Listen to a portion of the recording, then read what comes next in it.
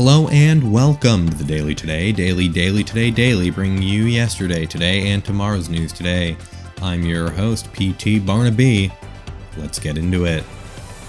In yesterday's news, this penicillin thing might be good for infections. In today's news, the US accused China of covert nuclear testing after a mushroom cloud was noticed stretching 50 feet into the air. According to the US officials, they began to have concerns that China might be preparing for a nuclear test when they saw via satellite the movement of a very large truck with the inscription, "Not a nuclear bomb," on the side in English.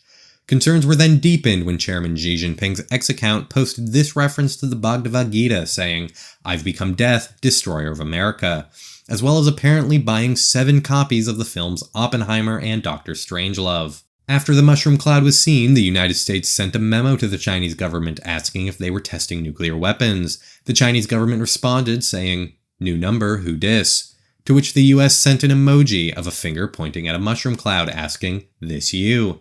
Beijing then responded, "Oh that's a conventional weapon. You can't do that? I guess we're just better than you." On an unrelated note, the winds changed direction unexpectedly. Do you have any iodine tablets? No reason. Unfortunately, the United States did not have any iodine tablets to send, and there is now new reports of a disease in China that looks strangely like radiation poisoning. When confronted with these facts, the CCP responded with a picture of an Uno reverse card, and the US official had to draw 4 cards. In tomorrow's news, Senator T. Rustworthy walked back comments he made yesterday that seemed to insinuate that he was in favor of being sat on by a large androgynous Escamo. The remarks were made during a town hall where the senator was asked about his opinion on water quality in the state of Michigan. He responded with this comment. "You know, sometimes civil engineering is like a large androgynous Escamo. You have to let them sit on you to get anything done." When asked how in God's name that had anything to do with anything at all, he shrugged and said, "If you know, you know." Well, we didn't know, and it seemed none of his voters did either, so he attempted to post on X and clarify, saying, "I apologize for the confusion. I have never been sat on by a large androgynous Escamo. I'm just saying I would if my job required me to."